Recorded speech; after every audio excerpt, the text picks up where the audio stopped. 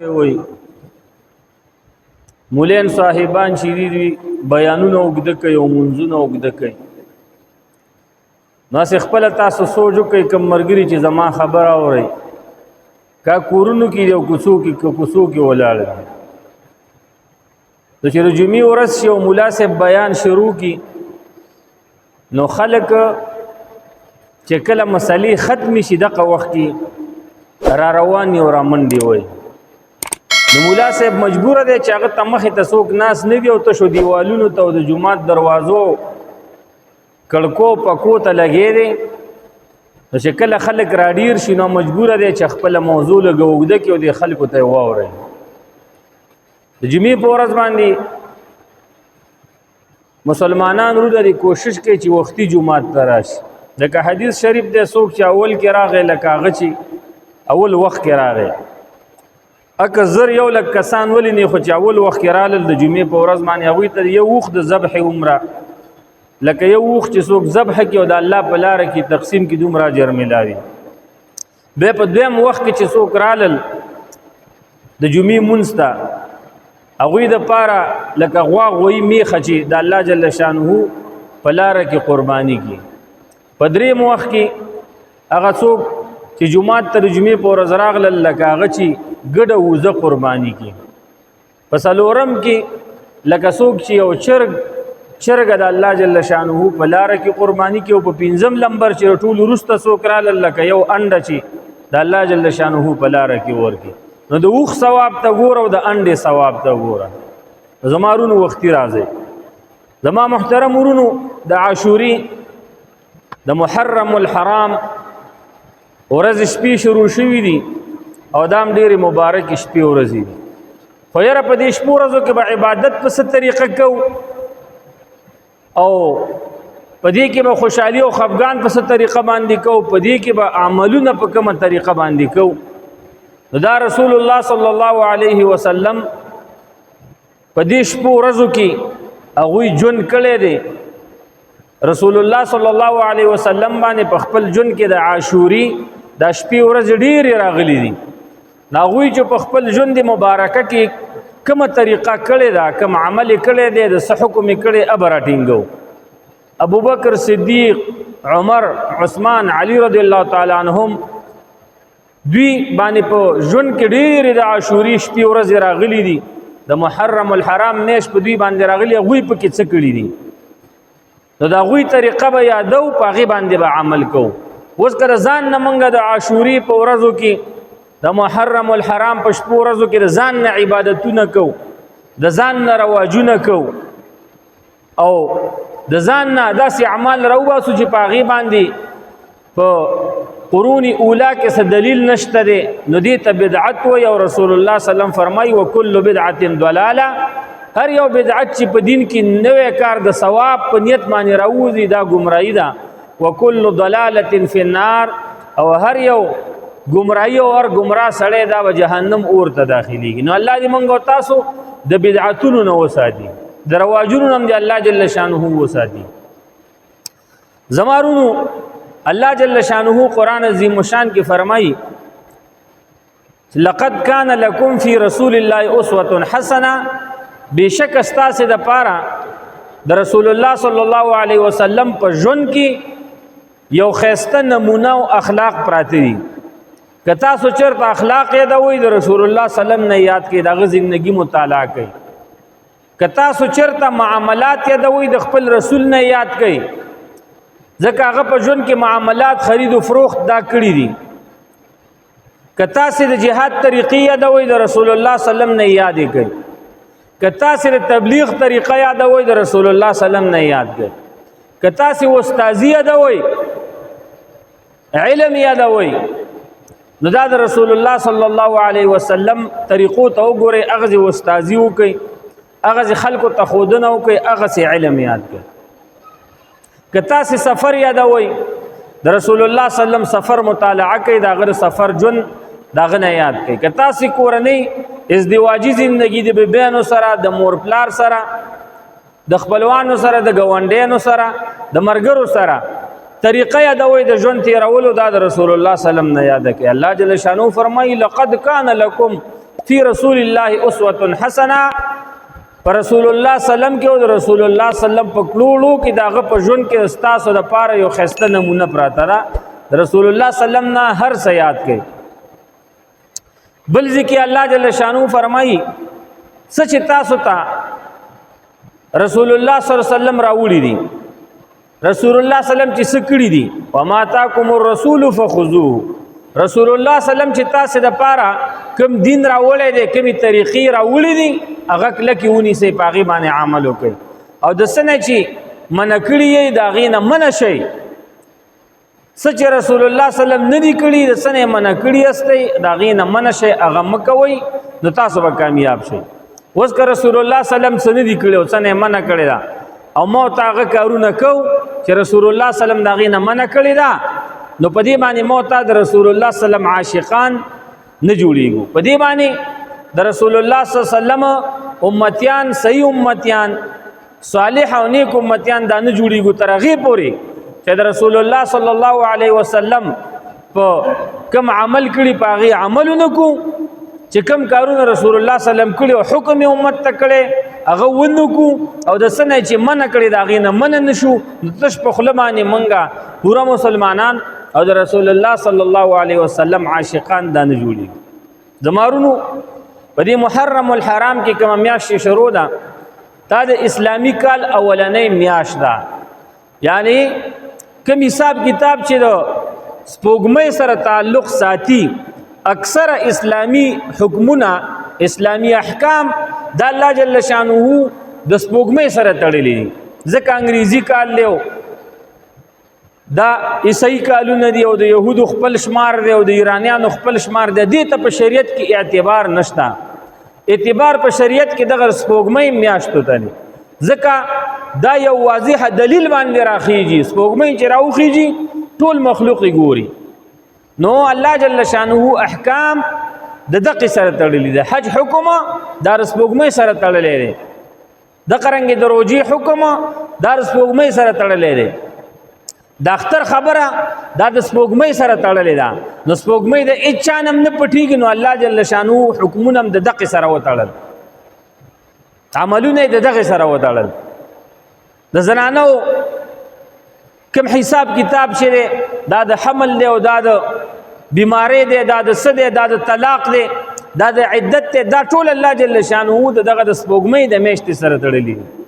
د سپوږمۍ سره تړلي اسلامی کال سره تړلي نو زمارونو محرم الحرام دی میاش را خطلې د پدې کې خلک سخت بدعات کوي ځینې خلک پکې ځانونه ویل کې شیعاګان یادوما الله دې ته هدایت کیو کې هدایت نصیب کړي الله دې هلاک کړي دوی پدې کې دا بدعت کوي چې لس ورځې خود دوی د پاره سبا خارونه بندي بازارونه ورته بندي او ملک ته غټ نقصان په عربونو باندې نقصان دا ملک اوچتای او ملک ته ورسي ځکه مارکیټونه بندي تجارتی زینه بندي هوټلې بندي دکانونه بندي د دار سره پاره د شیعاګان یو لوی عظیم بدعت کوي اول حکومت شریف تدا پکار دي چې دا خلک بند کی د ډنډې په زور باندې بند کی دا خلک په کورونو پورې منحصر کی دوی تر علما ورلېږي دوی تر سټیک خبرې وکړي چې اصل دین دا دی تاسو وران لګای تاسو دا کار دا د بدعت دی دا گمراهی ده دا ګناه ده دا فسق دی دا فجور دی دا تاسو ته چا ویلي کوم قرآن کوم حدیث د رسول الله صلی الله علیه وسلم په دې باندې شته چې تاسو خپل ځانونه وهئ نه رسول الله صلی الله علیه وسلم فرمایي چې ځان قتل کو نو دا به تر قیامت پورې په دغه آله باندې په دې شیز باندې ځان وای او ځان به قتل کوي او دا عذاب به ورته ملاوي دا ځان وال په شریعت کې شته نه دی که یو سړی د ځان نه نوک ویسته نو الله جل شانه بر دغه سړی نه ردی د خپل د نوک پختنه کوي که یو سړی ځان نسترګ ویسته دغه سترګې ته پوس به کیږي لکه څنګه چې د بل چا نسترګې ایسته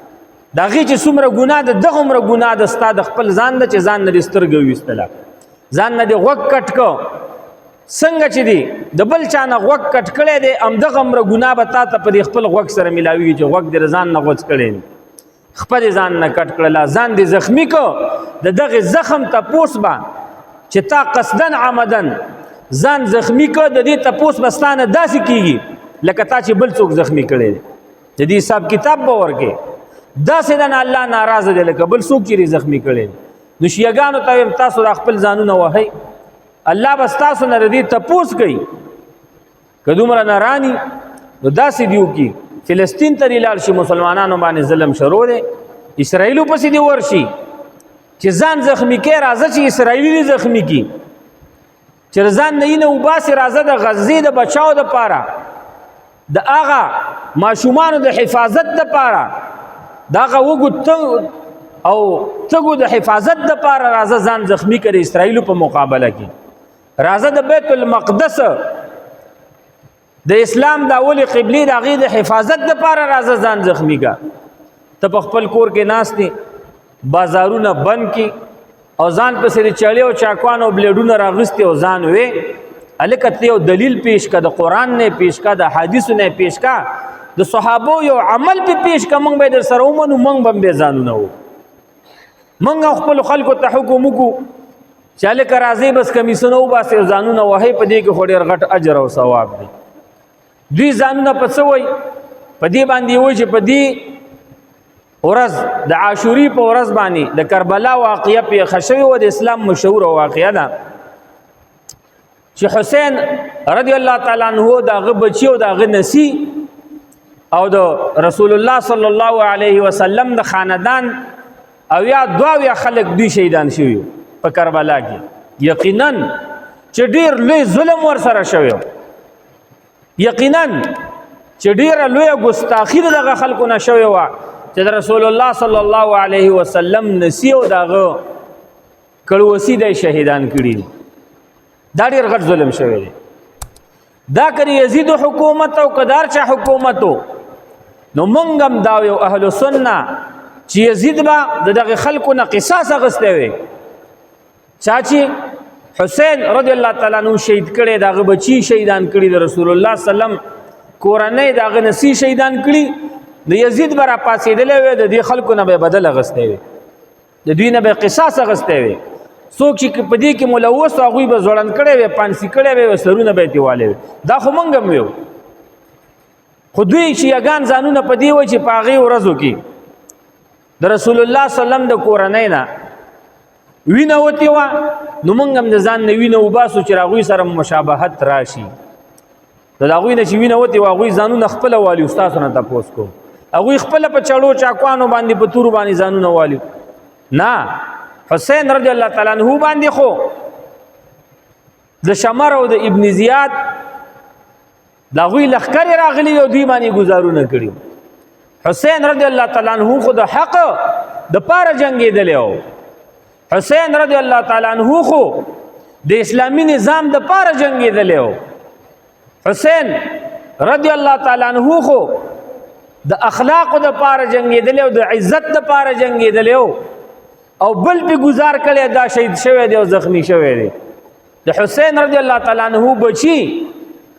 دا د حق د دفاع د پاره جنگیدلی دی اسلام د دفاع د پاره جنگیدلی دی د شریعت د بقا د پاره جنگیدلی د اسلامی حکومت د پاره جنگیدلی تر سره پاره جنگیږي چې ځان وي ته پاسېدلې اسلامی نظام د پاره ته جنگیدلې بل در باندې گزار کړي تر شریعت د پاره شرط جنگیدلې ځان خوږه شیعت وي تر قران د پاره پاسېدلې جنگیدلې ستاو د حسین رضی الله تعالی عنہ په وینا کې خو د زمکې نه نیولې تر و مسمانه پورې فرق دی په دې کې تضاد دی په دې کې منافات دی هغه د څه لپاره جنگیدلې تر څه لپاره جنگیږي هغه باندې گزار بل کړي خپل په ځان باندې گزارونه کې آیا حسین رضی الله تعالی عنہ د دې حکم کړي حضرت علی صاحب د دې حکم کړي دي د حسین رضی الله تعالی عنہ نه وروسته خو څه بچی پاتې دي علی زین العابدین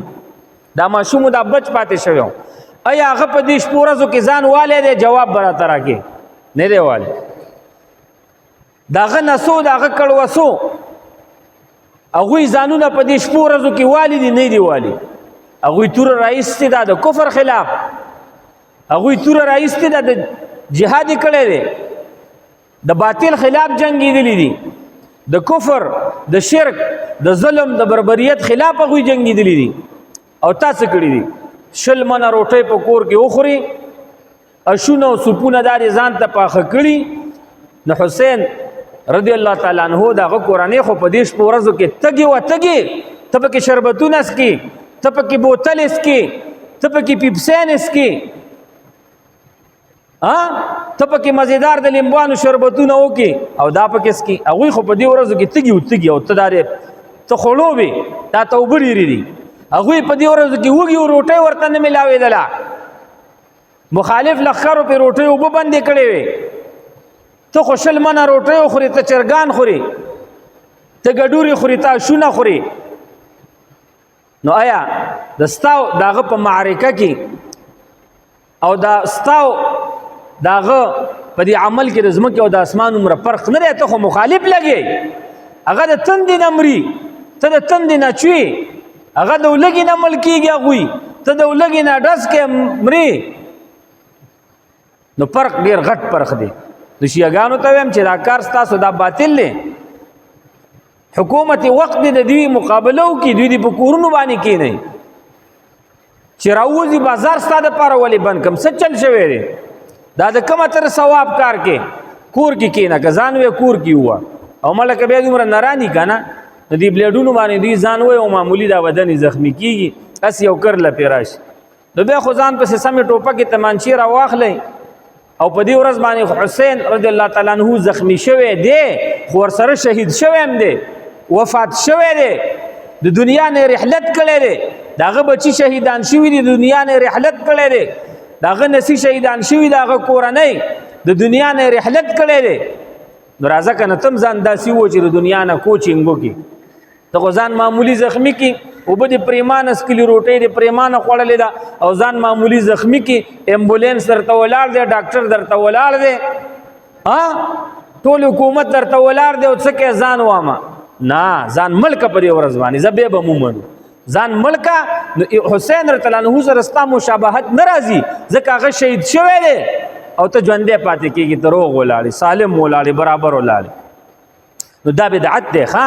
دا ګناه ده دا ګمرهي ده د حسین رضی الله تعالی عنه نیکه بابا محمد رسول الله صلی الله علیه وسلم د دغه عمل نه منع کړې ده او ته دا عمل کې ته په دې باندې حسین رضی الله تعالی عنہ خوشاله کولی شي نه اول به د هغه نیکه بابا خوشاله کې اول به محمد رسول الله خوشاله کې د هغې نه وروستو به درنه چې ستا عمل د رسول الله صلی الله علیه وسلم په طریقه باندې برابر و نو بیا به درنه حسین رضی الله تعالی عنہ خوشاله کېږي یقینا خو چې ستا عمل د حسین رضی الله تعالی عنہ د نیکه د عمل برابر نه دی موافق نه دی د هغې مخالف دی د حسین رضی الله تعالی عنہ ستا مخالف دی حسین رضی الله تعالی عنہ ستا دشمن دی حسین رضی الله تعالی عنہ ستا مقابله کې ولاړ دی ځان پوه کا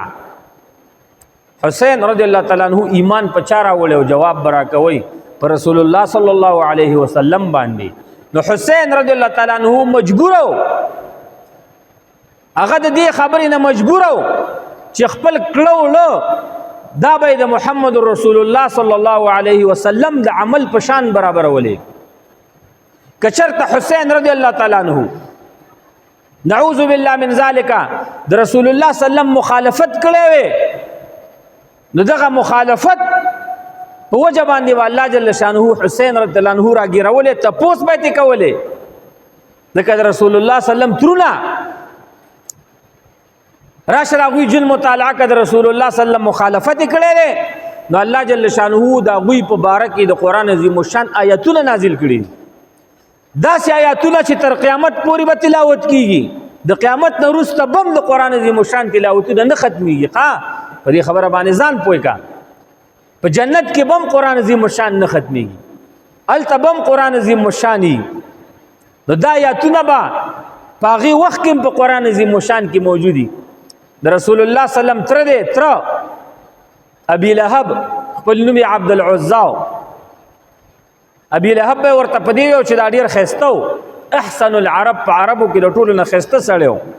تک سور سپینو، لوړ قد و، غټه باډي وه، فصاحت ورسره و، بلاغت ورسره و، د کلي خان و ملک و قریشي دی، د رسول الله سلم کاکا دی، کاکا د پلار رور دی. او کله چې د رسول الله سلم مخالفت وکړو، پر رسول الله سلم باندې گزارونه وکړل، رسول الله صلی الله علیه وسلم ته کنزل وکړل، نو الله جل شانه جبرائیل علیہ الصلوۃ والسلام راولېږه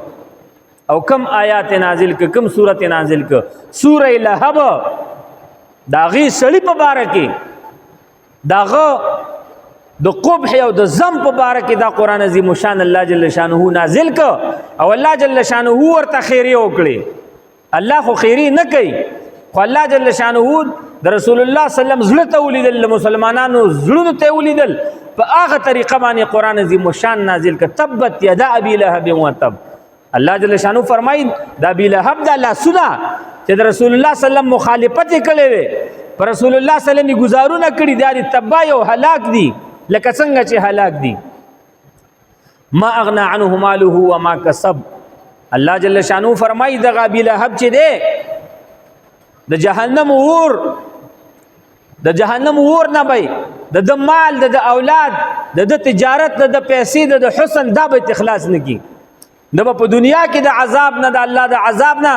د حسن د اخلاص کی، نه به د بچی اخلاص کی، نه به د خاندان، نه به د پیسې اخلاص کی. نو الله جل شانه فرمای سيصلى نارا، زرد چې دا به داسې اور ته نوځي، ذات لهبنا چې دا اور به لمبي وي، شغلې به وي، وامراته حماله الحطب، او د خزب هم جهنم ته داخليږي، ام جمیل، دا هم ډیره ښایسته وه، دا د سردارانو د کورنۍ نه وه، د باچاهانو د کورنۍ نه وه. الله جل شانه فرمایي دی به خشاک راوړل، فی جیدها حبل من مسد، د دو په غاړو کې به مرۍ د جهنم د اور پرته. نو ګوره د رسول الله سلام چاچی دا ترې د مخالفت یو کڅو شو، الله جل شانه ور سره وعده وکړه چې جهنم ته بزی او داخليږي با. نو کله چې د په باره کې آیاتونه نازل شو، یو انګريز د لندن والا انګريزو قران عظیم شان په دې نیت باندې راواغسته د نن نس کلونه مخکې چې په دې باندې اعتراضات وکما، ګوره چې قران عظیم شان کې دا کمی ده، نعوذ بالله من ذالک، دا کمزوري ده پکې، دا کمزوري ده پکې، دلته پکې د فصاحت کمزوري ده، د بلاغت کمزوري ده، د معنا کمزوري ده، دلته د حروف او د صيغو کمزوري ده، د قصو کمزوري ده، د یو بل سره ټکراو کمزوري ده، د یو خبرې د بار بار راتلو کمزوري ده. دا اوس لګي دی باندې کار کوي، او دا به یو کتاب جوړي چې مسلمانانو ته شعر کې او پیش کې چې دا وګوره ستاسو هغه کتاب چې تاسو ورته الله کلام یو، نعوذ بالله په دې کې دا کمزوري نه یره دا وي هر څه پرې دا وي. سوره لهب باندې تبت یدا ابي لهب سورت باندې په درشمه سپاره کې په دې باندې مسترګي پرې وتلې، ما ویل چر شدا مطالعه کا، دا خود رسول الله صلی الله علیه وسلم تر دې د دنیا نه کافر تللی دی، داغه دشمن دی چې د دوم څنګه په قران عظیم شان کې راغلی دی، څه چل شوی دی. را سوره لهب مطالعه کړه چې دا سورت اخر ته ورسېدم، وای دې ته مجبور شوم چې ایمان مې راوړ، مسلمان شو. څوک دې تاسو کې ولی مسلمان شي؟ یاره وای دې خبرې مجبور کړم چې ما کله سوره لهب دا مې د دې تلاوت مې وکړه، دا مې ویو، د دې تفسیر مې یاد کړ، د دې معنا مې یاد کړه، نو ما چې ولیدل د دې سورت د نازلېدونه ابي لهب د رسول الله صلی الله علیه وسلم د غظالم تر دا لس کال وروسته مړ شوی دی، څو کال وروسته، لس کال وروسته مړ شوی دی. او وای دغه صورت ابي لهب ته رسیدلې مو چې الله پکې وعده کړی چې تبه اور ته داخليږي. وای کچرتا ابي لهب غختله چې دا قرآني نعوذ بالله من ذالک په خپل عمل باندې کمزور ثابتولې، نو وای کولې شو، ځکه ایمان به راولې. او د الله جل شانو په قران عظیم شان کې دا وعده چې چا ایمان راوړ هغه به اورته نه داخليږي، نو د به ایمان جعلی ایمان منافقت ایمان به راولې، او خلکو ته ویلې وګورئ زما په باره کې د قران عظیم شان آیات نازل شوه دی او ما ایمان راوړ، زما د ایمان او دغه صورت په منځ کې فرق دی، ځکه الله فرمایي چې ته به جهنم ته ځې، ما ایمان راوړ، بل کې فرمایي جهنم ته به مسلمان نه داخليږي. نو دا څنګه قران دی؟ نو هغه الله جل شانو په زړه باندې داغه داسې مهر والو چې هغه ایمان طرف ته او د دې منافقت ایمان طرف ته داغه میلان داغه خواهش هم نه راته او لس کال وروسته دې صورت د نازلېدو نه مړ شوی دی نو پته ولګېده چې دا قرآن عظیم الشان د الله جل شانو کتاب دی نو ما وایي د دې صورت په مطالعه باندې ایمان راوړ د میدان ته راډنګلي دي د څه دپاره د مخالفت دپاره د څه دپاره په قرآن باندې اعتراضاتو دپاره پس د څه دپاره چې قرآن کې کمزوري ثابته کړي خو الله جل شانه ورته ایمان نصیب کړ دا داسې کلام دی چې سترګې دې پرې ولګېدلې او ته د بغض او د حسد کینې هم تلاوت کې الله جل شانه به درته هدایت کوي په دې باندې ځان پوه کا دا د الله جل شانه داسې کلام دی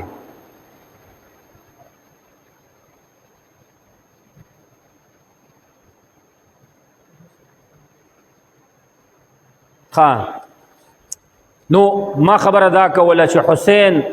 رضی الله تعالی عنہ دا د رسول الله سلام نسید او د رسول الله صلی الله علیه وسلم خبر منل بواول پکاري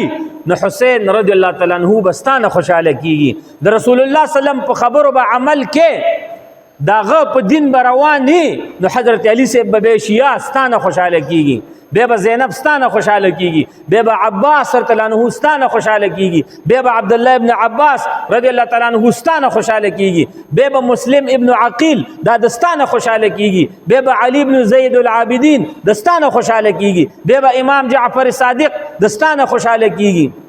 بے رضا رحمت الله تعالی علیه مشهد شریف کې چې ایران کې دا به ستانه خوشاله کیږي پتا چې رسول الله سلام د عمل مخالف روانه دا ټول خستانه خپدي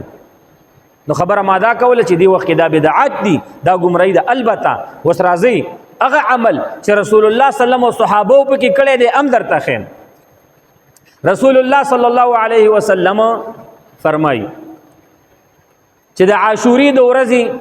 روجا دا ونیسي خپلم رسول الله صلی الله علیه وسلم نیولې ده و امر بصيامه او حکم د دې روزي په نیولو باندې کړی دی ډیر اجر او ثواب دی بل حدیث شریف دی رسول الله سلام چې مدینه منوره ته هجرت وکړ نو يهودو ته ولیدل هغوی به د عاشوري د ورځې لسم د محرم الحرام ته عاشوره وي د دې روزه به نیوله نو رسول الله سلام يهودو نه تاسو کو څه چل شوی چې تاسو په دې ورځ باندې ټول يهود روزه نیسي وای روزه ځکه نیسو چې موسی علیه السلام ته الله جل شانه د فرعون د ظلم نه نجات ورکو او فرعون په دې ورځ باندې په بحر کې په سمندر کې غرق کړ نو موسی علیه السلام په دې ورځ باندې د شکر روزه نیولې و مونږ یې نیسو نو رسول الله صلی الله علیه وسلم فرمایل صحابه وته وای مونږ ته خو په کار د دوی نه ډیر دي مونږ ته ډیر په کار دي د دوی نه چې مونږ روزه ونیسو نو رسول الله صلی الله علیه وسلم روزه ونیوله د عاشوري روزه ونیوله نو بیا رسول الله صلی الله علیه وسلم په بل حدیث شریف کې حکم وکړ چې خالف اليهود اليهود مخالفت کوي لئن بقيت الى قابل كاينده کال تزفات شم رسول الله صلی الله علیه وسلم فرمایل لاصومن التاسعه نهم رجب مور سره ونیسم په خبره پويږي نهم د محرم الحرام رجب مور سره ونیسم ځکه يهود صرف د عاشوري د لسم د محرم الحرام روجنيسي رسول الله صلی الله علیه وسلم حکم وکړ چې يهود مخالفت کوي نهم مور سره ونیسي او د عاشوري لسم روجه ونیسي اوس علما فرمایي چې دا ور سره نیول مستحب دي کچا ونی ولا خبره ده خو کوی ننی ولا صرف لسم ونی ولا ګناګار نه دي د عاشوري دا روزه چې کومه ده د مخ کې فرض و په مسلمانانو باندې ځکه حدیث شریف دی یو صحابي فرمای چې رسول الله صلی الله علیه وسلم با په دی باندې موږ نه بیعت اغسته موږ نه به لازمی خبر او قول اغسته چې د عاشوري روزه په تاسو باندې فرض ده خو هغه وخت د رمضان المبارک روزي فرض شوی نه وي نو دا به موږ خامخانی ولا او رسول الله صلی الله علیه وسلم باندې ټول مسلمانانو باندې ولا ځکه فرض وا کله چې الله جل شانه د رمضان المبارک روزي فرض کړلې نو به رسول الله صلی الله علیه وسلم حکم کوستاسو خو خدا چې د عاشوري روزه نیسي او کني نیسي کوم نیولا ثواب به درته ملاويږي کوم نه نیولا نو ګنام نشته نو د عاشوري روزه چې د سنت نه مستحب ده که کوم خويندرونو ونیولا نو اجر او ثواب په ورته ملاويږي دغه رنګي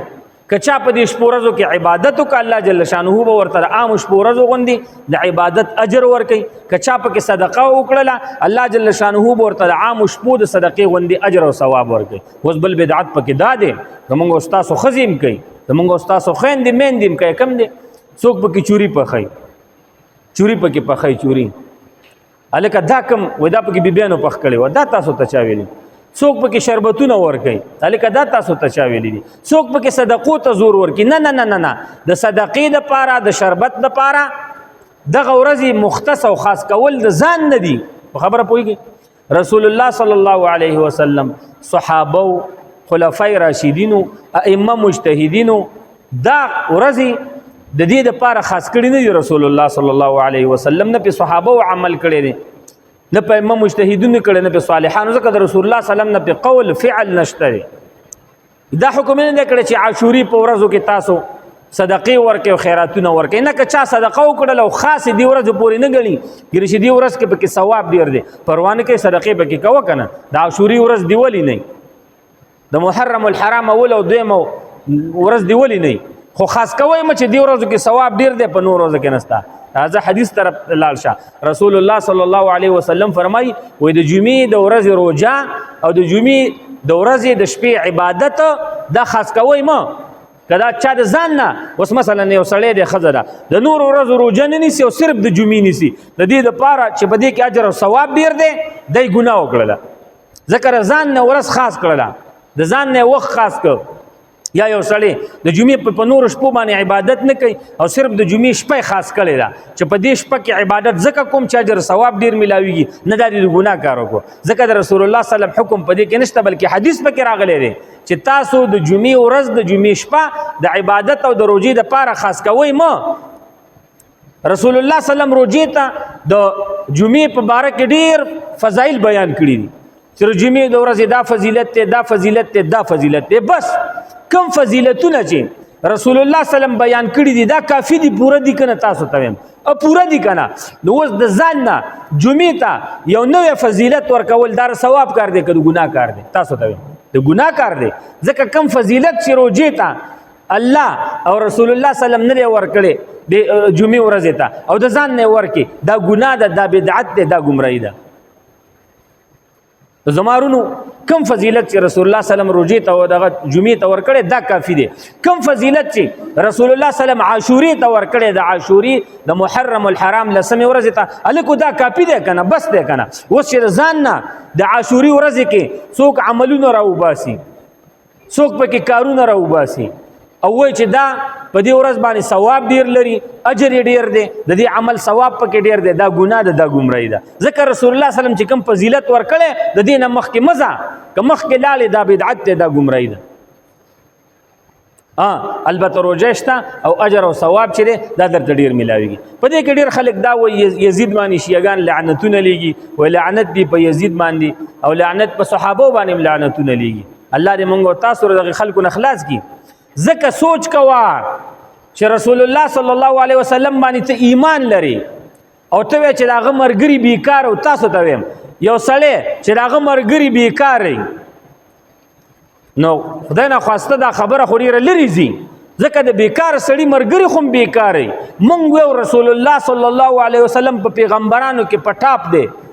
په ټولو انسانانو کې پټاپ دی په فرشتو کې په اول نمبر دی پټاپ دی اول نمبر دی کنه رسول الله صلی الله علیه وسلم د رسول الله صلی الله علیه وسلم پوزیشن ته داغه درجه ته داغه مرتبه ته نه کم پیغمبر رسیږي نو ورته کومه مقربه فرشته رسیږي نو صحابه اولیاء داخلك به ورته څنګه ورسیږي خرازه وس نو ته پاغه باندې پر رسول الله صلی الله علیه وسلم باندې ایمان لري او رسول الله صلی الله علیه وسلم په دې ورځو کې چې کوم عمل کړی دی نو هغه عمل ته نه کې داغي مخالف روان زمارونو شیعاګان چې کوم کارونه کوي دا د ګناه کارونه دي البته د یزید چې کوم کار کړی دی د یزید په بادشاہي کې چې د رسول الله صلی الله علیه وسلم دا نسی شهیدان شوی دي مونږ دا د ګناه کار شوی دی دا دومره عظیمه ګناه ده چې دې مثال څوک نشي پیش کولای په دنیا کې دا دومره ظلم شوی چې دې ظلم مثال څوک پیش کولای نشي ځکه د رسول الله صلی الله علیه وسلم د زړه ټوکړي دو باندې گزارونه شوی دي حسین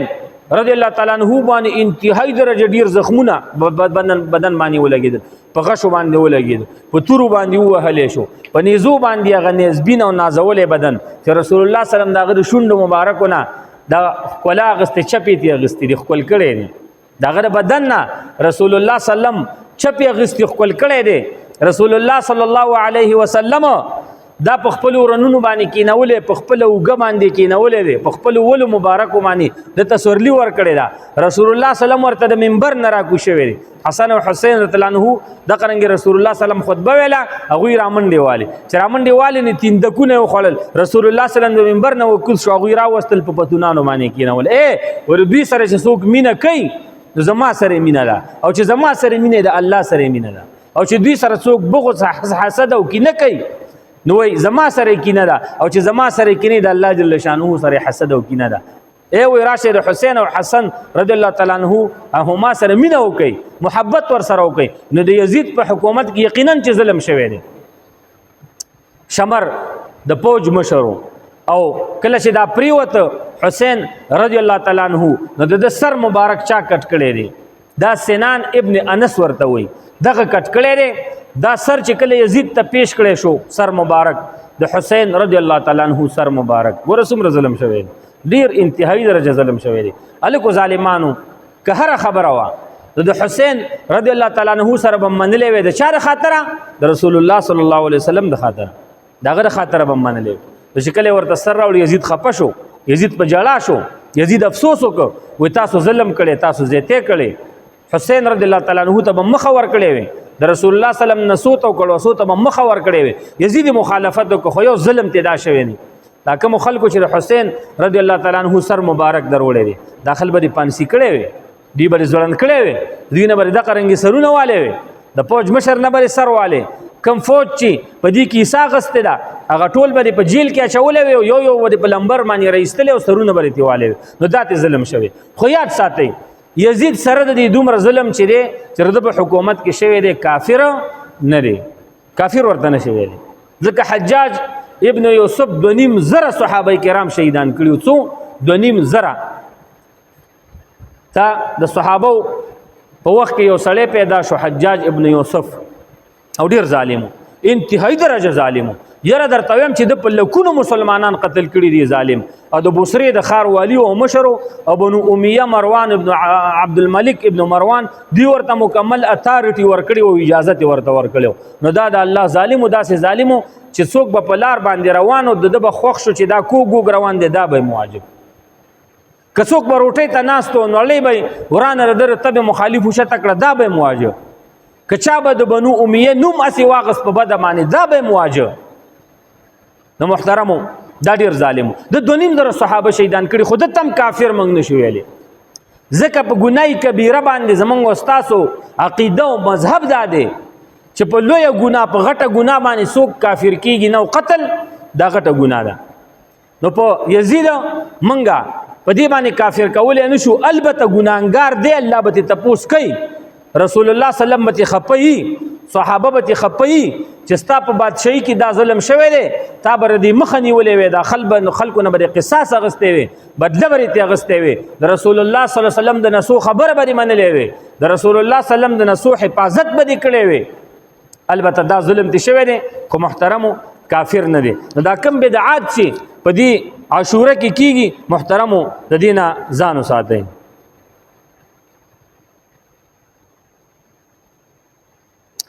دا یو مرګري چټ را لګلې دي د محرم میاشت دا د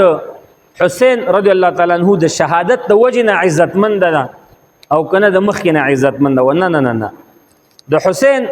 رضی الله تعالی عنہ شهادت بالکل دا د حسین رضی الله تعالی عنہ د پاره یو لوی ګټه ده ځکه مسلمان د پاره شهادت او د رسول الله صلی الله علیه وسلم د نصیب د پاره شهادت چې د خپل نیکه د خپل پلار په قدم باندې قدم کې خود او شهید شو ځکه حضرت علی صاحب شهید شوی او رسول الله صلی الله علیه وسلم د زهر د اثر د وجنه شهید شوی دی رسول الله صلی الله علیه وسلم شهید دی او حضرت علی صاحب هم شهید دی او حسین رضی الله تعالی عنهم شهید شو یقینا چې هغه د پاره دا غټه مرتبه ده خو